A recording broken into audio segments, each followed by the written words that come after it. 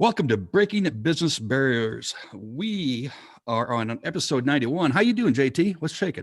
I'm good, man. 91 episodes. You've been doing this a while now.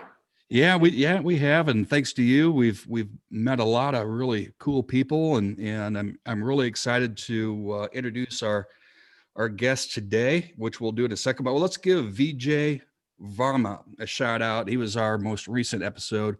Really cool guy, business owner. Traveled half the globe to here to the United States to make his dreams come true. So VJ, if you're out there listening, double thumbs up. Had a lot of feedback on your episode. Well, that brings us to our guest, Doug Stayman. Excited to have Doug on. He's a business owner, owns a company called In Your Face Apparel. I got to tell you, I've never asked you this, Doug. As long as I've known you, I don't know how you found the name for that or what it led to, but why don't you let everyone know that listens, where can they find you, your business, online, social media, any places that you hang out where people can easily find you? Our website is the quickest way to access our company would be inyourfaceapparel.com. Right on. Simple enough. I can even figure that or out. Or Doug Stayman on LinkedIn. Yep, you're on LinkedIn. I was going to mention that. Gave you some kudos today, as a matter of fact. So, hey, Doug, man, glad to have you on. 2020 was a trying year for everyone, and you shared a story as we were chatting about jumping on the Breaking Business Barriers podcast, and you told me something that was pretty crazy in an awesome way. So, why don't we just dive into it? First of all, what In Your Face Apparel? How'd you get started? What's it all about? I mean, give everyone an idea of what it is that you do. So we're an apparel manufacturer. We're vertical.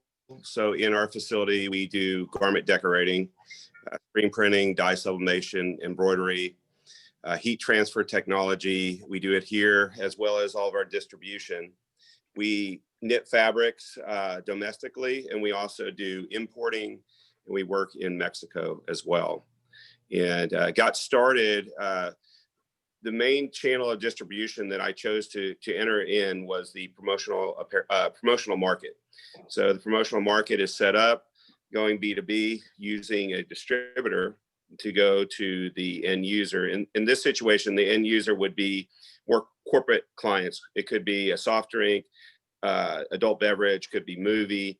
I was on the distributor side, and I had some product that a customer of mine wanted made, and I couldn't find it through the traditional supply channel. Couldn't find a supplier that could make the T-shirts that my customer wanted, which were a little bit more retail now as opposed to promotional product. So I started making T-shirts for one customer, and after a couple of years, I thought, I did a little research, and I thought, well, maybe there's an opportunity to go on the supplier side, because as a distributor, I could not find a supplier that could make that product. And just kind of had an idea, did about 6 months of research, and went to my first trade show as a supplier, put up a 10 by 10 booth of samples, not samples that I've ever made, but samples I could make, visiting other manufacturers, other suppliers that I could work with, and just kind of pitched my tent, if you will, in a show in Chicago. Very cool. So that's kind of how I started. It's very cool. No now, when you were in college, you're a proud grad of UT, correct? University of Texas? North Texas. North Texas. That's right. I'm sorry. Well, Texas. Yeah. Let's just say North. Texas. Yeah. Go Eagles. Yeah. Right on. Correctamundo. Doug, when you were coming out of college, did you have already this thought of being in business for yourself? Or what was that? We have a lot of listeners that are young. So we, aspiring entrepreneurs. How did you really get there? Did you have that idea like, man, this is what I'm going to do. I'm going to enter this business space, which I know is very competitive, just like most quality businesses are. What led you to that? So the path was kind of, I was a marketing major at North Texas, which went into that because I didn't know specifically what I wanted to do. And went into sales, I quickly figured out that everyone's on straight commission, meaning if you're a salaried person, if you don't produce, they're going to fire you. If you're a commission person, if you don't produce, you're not going to make any money. And I love that part of sales. And I went to work for a company out of college. It was a business forms, if you can remember business forms, printing, distributorship. And I did that for 3 to 4 years and decided it was time to go out and start my own business, because I was kind of a brokering deal between our customers and a manufacturer in that situation. Didn't work out that well. The partnership that I went into to start my own business did not last more than 18 months. Most partnerships are very difficult. They don't work. And I found myself starting a business from a dining room table in a house that I had just bought 2 months earlier, starting from scratch. So I wouldn't say that was planned at all. I kind of fell into that. And with every challenge or every piece of adversity will come an opportunity if you let it happen. For And sure. Cool. let that happen. Very cool. Very cool. JT? So Doug, I'm a marketing major from UNT as well, so got a lot in common there. And I felt like when you were describing your decision-making process there, it was very similar to mine at the time. So small world. I watched a program recently on just how competitive the apparel industry is. To actually make products, locally, and so I just thought I'd ask you about that. As far as is it tough to survive, with all of the products coming from overseas, and the automation of certain parts of the industry and things like that, or automations work. So my perspective, the way I looked at it, was I analyzed the opportunity. And the opportunity at the time, again, I'm a guy with no experience in apparel other than the t-shirts I started to manufacture. I found that the opportunity for margin was going to come from not commodity, but more specialized t-shirts. And that was ladies' tees. Tell everyone, I could make and cut and sew, manufacture domestically a woman's t-shirt and make enough margin to make a business out of that. So I stayed away from basic tees. So I identified the product first, that the barriers to entry from a perspective of margin were not there. Okay, so a guy that has no apparel business starts making ladies t-shirts, ladies products, ladies leggings, and things like that. Had no experience in that, but I quickly learned how to manufacture, how to buy fabric, how to identify what products I could actually go to market with and actually compete with an imported product. So we competed on basis of an in-stock product not being the right style, an in-stock product not being the right size, an in-stock product not being the right color. Now, keep in mind, when you're marketing to more of the corporate environment, it's driven by color, logo colors. So if it's an adult beverage and they're releasing a brand or a new flavor of vodka, a berry vodka flavor is going to relate to more of a maroon, more of a magenta color. So you can hit those Pantone colors and you can customize. So I found the opportunities that were available within those and the way to attack those. And actually, again, it was an idea. I did the research, I dove right in, and it turned out to be a really well-assessed opportunity. I'll put it that way.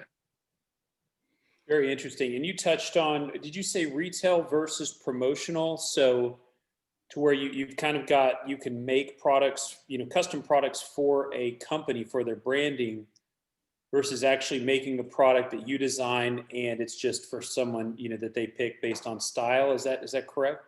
Yes, correct. Now I do both. So when I first started, the promotional apparel t-shirt, let's call it that t-shirt that's laying in your seat at a Mavericks game, right? It's the royal blue. It doesn't feel very good. You don't really wear it. Everyone knows it was the free t-shirt. Maybe you sleep in it, maybe you wash your car in it, and a girl gets it. She definitely doesn't wear it. She sleeps in it or whatever. That traditionally was a promotional product t-shirt. evolution of brands that wanted to connect better to their prospective demographics. So if you're a Kia, you have a younger audience more than a Mercedes. So what happens is fashion, you want to make sure people wear the product, so that that gap between promotional and trendy fashionable product was closing. So my whole concept was, let's close the gap now, and let's give the corporate world fashion and brand it to their target audience. And again, I bring up the automobile industry, and that was a really successful area for us when we first started as well. So rhinestones, for example, were popular. Did a lot of rhinestone T-shirts. We did rhinestones of Bank of America to Merrill Lynch to Chevrolet, you name it, we were doing it. So that would have been more of a fashionable item. I think that's a great point that you make, that so many promotional T-shirts, for example, are cheap, and they're not comfortable, and they don't fit right. And I made some T-shirts for my business, and it was really important to me to have one that actually felt good and looked good, and because otherwise nobody's going to wear it. Right. It's actually counterproductive for a brand to give something to their customer, potential customer, that they wouldn't wear now. Mm-hmm. You get something and you're like, this isn't what I want. I want something I want to wear. And they're highly aware of that. And we've done campaigns for Taco Bell, which is huge. All the vintage brands, whether it's Whataburger, Taco Bell, trying to think of all the different vintage brands, they're real big in apparel, and it's really big branding opportunities, especially when they figure out who the demographic is. Doug, I find this absolutely fascinating. Here's a guy who had no background. I think you may be I know that you're really humble, and without you pushing the buttons and figuring it out and diving deep in there, and then putting your sales hat on to really make that engine run and hum is pretty cool. So recently, you and I had spoken, and there was a fork in the road in 2020 that none of us saw coming. However, I think you probably saw it long before I did, with some connections. You want to talk about that fork in the road in 2020, Doug? I just think it's an amazing story. Yeah. When we were talking, I think the quote I told you, your customers will take you places that you wouldn't think about going if you just let them do it. And so my first customer that I made a T-shirt for brought me into the apparel industry. Okay. It took me a little bit of time to analyze that. You go into, I was thinking of monumental times that we've had in my career. I remember 9/11, remember the Great Recession. I talked about the automobile market. They stopped buying T-shirts when that happened in 2008, 2009. And you go into strategy, you go into 2020, it started hitting us because I do a lot of importing. And I've been in business, this will be our 18th year in business. So I have been building a database of customers for over 18 years. And so it's a lot, 20 to 30,000 customers we've actually done business with. But our database is even larger than that. But in January of 20, there was this little virus called the coronavirus, COVID-19, that was hitting Wuhan, China. Wuhan is a location of a factory that I actually work with. I have 4 factories in China, and I was highly sensitive to it because my first concern was I wasn't going to get my product to supply my customers because we do so much importing. I was watching that, and when they extended Chinese New Year, I knew that this was going to become a problem for me. And speaking with my wife, I said, this is coming here. You don't understand how big this is going to be. And it happened really fast. If you remember in February, the rapid ascension of the virus, my first thought was I have to do something to stay in business. You got to remember, with the promotional market, concerts, which we did a lot of, no more. Okay. Schools, they're shutting down. Sales conventions, no. Product releases, no.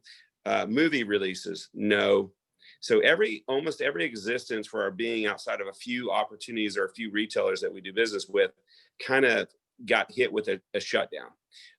Not knowing what that was going to look like, my first thought was I need to stay in business. I need to be an essential business. And to be an essential business, I think masks are where we need to go. And so I was sitting at my table outside and I said, I need to figure out how to sell masks. And so I had the contacts overseas and domestic, and I quickly decided I need to get some masks in. Remember, I have the database of customers. So the database of customers, I belong to some different Facebook groups for the promotional industry. I bought 10,000 masks, and so I could stay in business. And I put a little message out to the industry, hey, does anyone need disposable masks? And I sold 50,000 in an hour. And at that point, it was kind of like, okay, my assumption was correct. Again, goal 1, stay open. Goal 2, keep my employees employed. Okay, don't lay anyone off. If you remember, no one knew what was going on. So quickly, as fast as I could, our factories had the machinery. So I had a database of customers who had the civil side, right? I'm not going medical, although that approached us as well. I had a supply chain set up to manufacture cloth mask and disposable mask. And so I put the two together, and then I went to market. And Brent, I sold millions of masks. We sold so many that we were selling out, and we were air freighting in product. We were selling out way in advance. I could have, if I would have had 1 million masks on the floor, I would have sold them same day. That was when the mandates came out for face coverings, for cloth masks. And I think I also shared with you that some people didn't see it that way. They thought, well, you should be donating masks because, you know, people need them and it's a medical emergency. And I agree that it is a medical emergency and people do need them. And I think I gave you my analogy that in a war, you know, people ramp up and they start producing guns to fight the enemy. And this is a war we're fighting against a virus. We can't see it, but we need to feed our families. We need to fight the virus. And I talked to a lot of our distributors that were reselling the product, and they said, I didn't think about it that way. And I said, well, you have to think about it that way because we're all in a survival mode financially. No one's buying pens or mugs. People were supplying their corporate customers with face coverings. So we also pivoted over to the uniform piece, which would be civil. So that was the cloth, that was decorated cloth mask. So if you go into a store and you see, if you go into a Whataburger restaurant or something, and you see a branded mask, well, they're wearing a mask maybe that we made. Or there's a lot of major retailers that we did private labeling for, and a lot from insurance companies to school districts. They couldn't get it fast enough. So we figured that out. I think, and there's a lot of, are you there? Yep, we see you. There's a lot of regulations that shifted on me as well. So now I become a medical device or PPE importer. That's not the same as importing apparel. So the regulations shifted to what I could and couldn't bring in and what those regulations were going to be. So I was working about 18 hours a day, 7 days a week. We're bringing in the mask. We're importing the mask. I was working with the medical new guidances on all those regulations. And it worked. You know, it worked out really well for our company. And we took advantage of an opportunity. And we did really good with it too. And we donated, we were on Channel 4 News. We donated about 15,000 masks to different shelters, homeless shelters, children's hospitals. We donated a lot of product as well. So we did also give back what we could. Brilliant. And for all of those aspiring entrepreneurs or those that are already in business for themselves, I'm sure you've seen many forks in the road that you've had to take, but this is an amazing one. And you did it quickly. And Doug, that is, those who work hard and outwork the challenges, not only survive, but they thrive. So man, that's pretty amazing. So those listeners out there, please understand what was in front of Doug. It was, I mean, as Doug, when you and I first chatted about it, I had goosebumps going, all right, my business is just leveled and I don't know how long it'll be leveled. and you care about your employees and you're providing for your family. Amazing, man. I think everyone has this. You have to give yourself, I think, time to process what's going on. I think everyone, at least my situation, you take a deep breath and you kind of take a day or so and you process. You say, okay, what am I going to do? What am I supposed to do when everything that I've been strategically planning for has stopped? And that's, years and years of building a business. We have a decent sized business. I will add to you this: we don't advertise masks anymore. We still take orders, but it's a distraction at this point because we need to be in a recovery mode. Now we need to get back to our core products. We need to work with our customers, and we need to convert all of those customers that were new to be our customers now for what we built our business for. And so that's a very sensitive area too, is when do you make that shift back and when is the opportunity over? That opportunity started with like a switch. It went on and it went off. So a matter of a week or two of getting our product in, some that we were manufacturing, meant that we still have it in our warehouse now. So we missed some of those opportunities because it just, the switch turned off. Everything becomes commoditized at some point. Incredible. JT? Doug, I like the way you pivoted there. You saw a threat coming around the corner, and you pivoted, and that you ended up being able to succeed even in such a crazy environment. So, and you said again, a lot of those masks are custom to where they have logos and they have branding and things like that on them. So, yes, I have plenty of samples around here.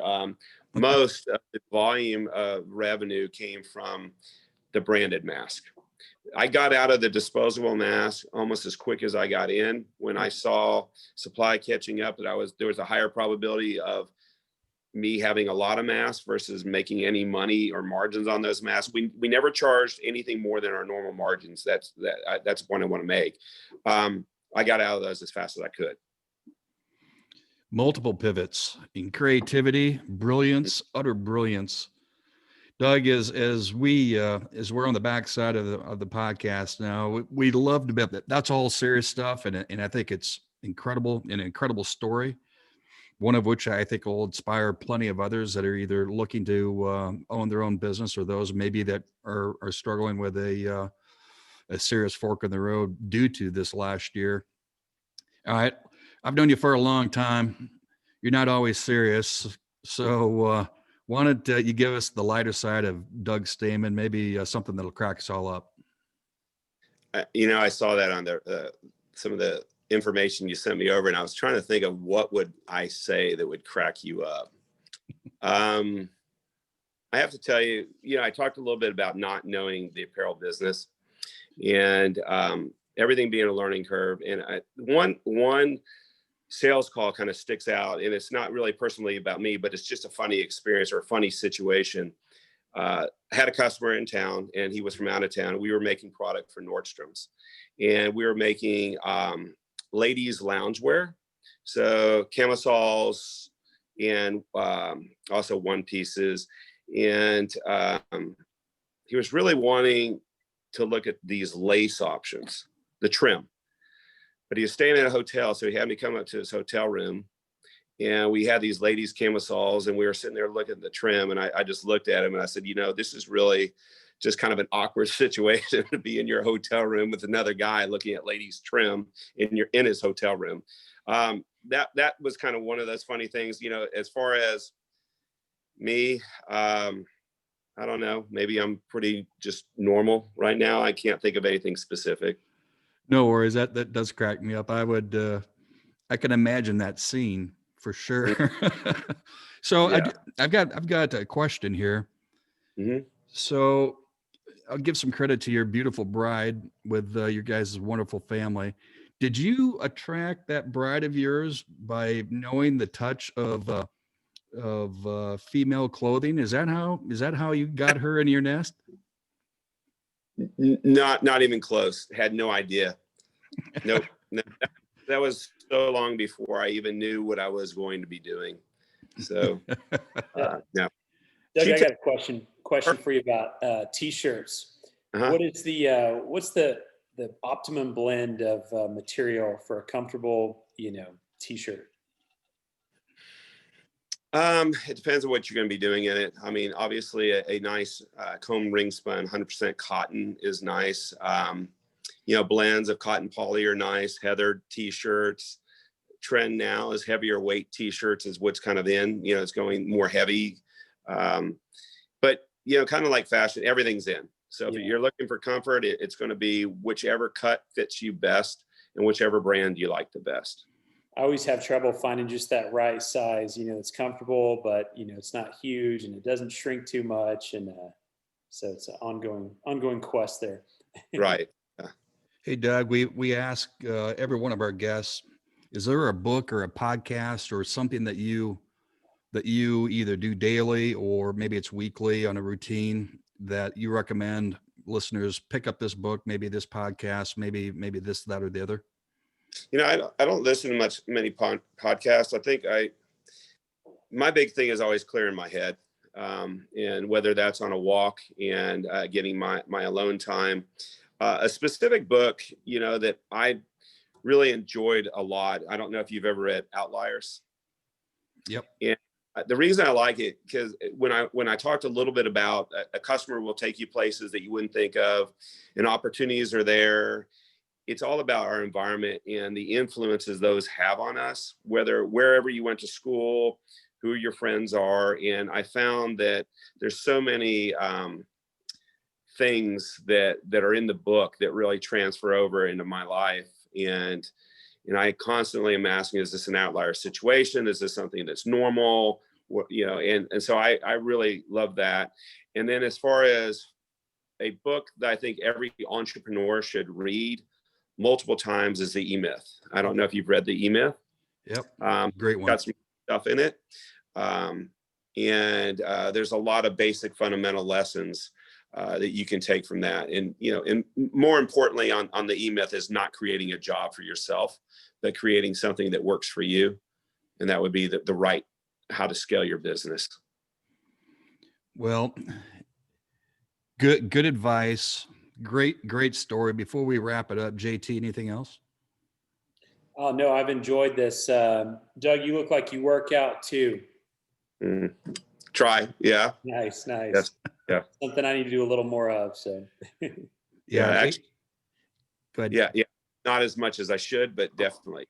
That's both of us. Well, pouring it in 18 hours a day, in a trying year, certainly, and running the business. And I got to say, one of the first things that when you and I talked about is the fact that you were looking out, not just for your family, but the families of those folks that you employ. And you have a big and warm heart. And I'm sure that kept you up at night wondering, gosh, can we do that? And you're not just thinking for yourself. So you're thinking for your team. That's pretty incredible, man.